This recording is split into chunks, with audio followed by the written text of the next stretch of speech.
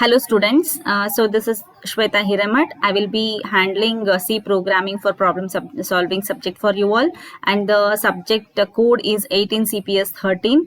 So before moving to the actual syllabus, it is consisting of the hardware part of a computer system, which includes the computer generations, different types of computers, hardware, software, and what are the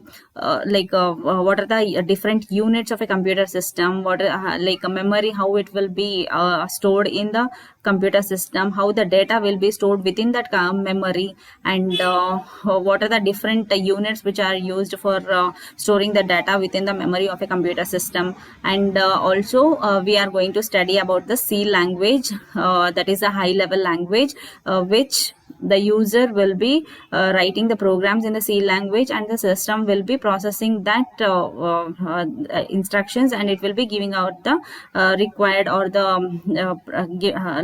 required output, and what are the syntax, everything will be studying. But before going to the actual syllabus, we have to be clear with the basic parts of a computer. So in this video, I am going to explain you some basic concepts of a computer system. So first we will start with the definition, then we will move on with the what are the characteristics, functionalities, and what are the advantages, disadvantages, and applications of a computer system. So let us start with the computer system. Before that, I'll be introducing about myself. My name is Shweta Hiramat, and I am working as an assistant professor in the Department of Computer Science and Engineering, and I have an experience of 5 years. So we'll start with the basic. So this is about the introduction to the computers. So what actually is a computer? So we all already know that computer makes our work easy. So how it makes our work easy means it is an electronic device. It operates under the control of the instructions stored in its own memory that can accept the data, that it will be accepting the data which is called as an input, processes the data according to the specified rules, produces information that is a required output, and stores the information for the future use. So here main thing is whatever data we are going to give to the computer system, it has to be converted into the useful information. So first, input will be given in the form of data, and that data it will be processed according to the specified rules, and the information after processing the data, whatever output is obtained, it is the useful information, and it will be given to the user with the help of the output device. And also that useful information, it will be stored in the memory for the future use. So this is about the definition of a computer system. So what is a computer system? A computer is an electronic device operating under the control of the instructions stored in its own memory that accepts the data, that is the input, processes the data according to the specified rules, produces the information, that is output, and stores the information for the future use. So here in this diagram, you can see what are the different units of a computer system which are organized together in order to produce the required output.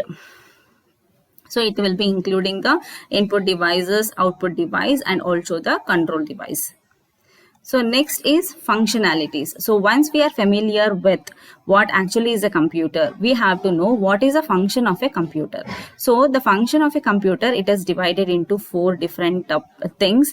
So that is, first step is it takes the data as the input. So we all know that the data will be given to the computer system by the user, and it takes that data as the input.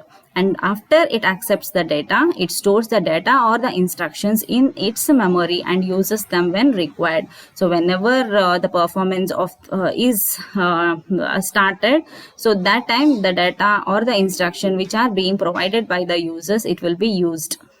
Until that, it will be stored in the memory device.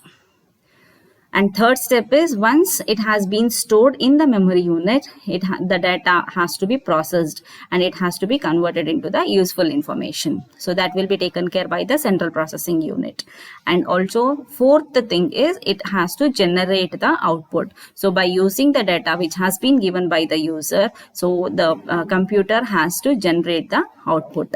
So all these 4 steps, it will be controlled with the help of a control unit, and that also will be taken care by the computer. So in this diagram, you can see here the data will be transferred, or it will be given to the system and for processing. And once the data has been processed by the system, it has to be given back to the user as a useful information. So this is the raw data, and once it has been processed, we will be obtaining the useful information. So this is about the functionality of a computer. So once we are familiar with the functionality of a computer, we will move on to the basic parts of a computer.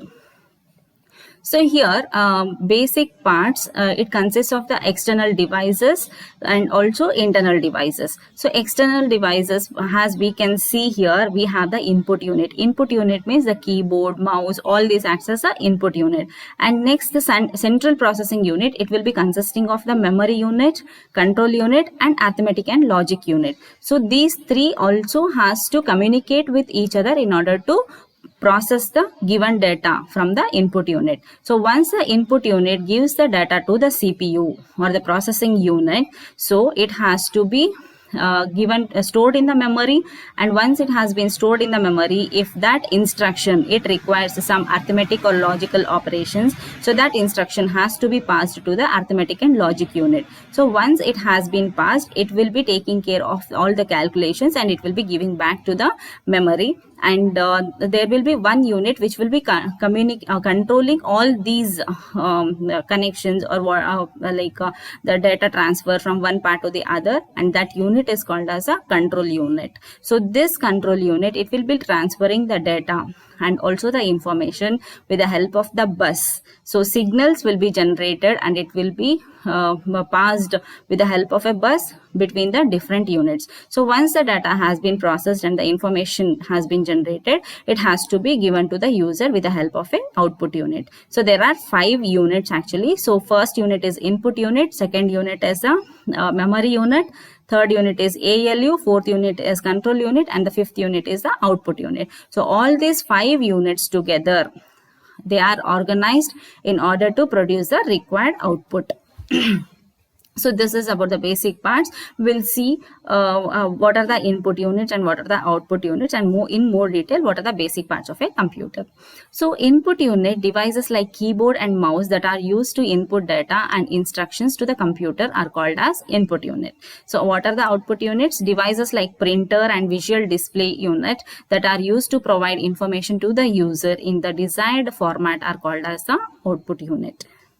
So whatever output will be generated by the computer, it has to be converted into the user understandable form. So the input unit, what it does means it will be giving the data according to the user understandable format. So that has to be converted into the machine understandable format and has to be given for processing. Once it has been processed, then after processing, so that data, it has to be converted into the again back to the user understandable format. So that will be taken care by the output unit. Then next, control unit. As the name itself suggests, this unit controls all the functions of a computer. All devices or parts of the computer interact with the control unit. Next is ALU, that is arithmetic logic unit. This is the brain of a computer where all the arithmetic operations and logical operations will be carried out. And the last is memory. All input data, instructions and data entry into the processors are all stored in the memory. So the memory is of 2 types. One is primary memory, the other one is a secondary memory. Primary memory, it will be always present within the computer, that is the CPU, and secondary memory, it will be present externally.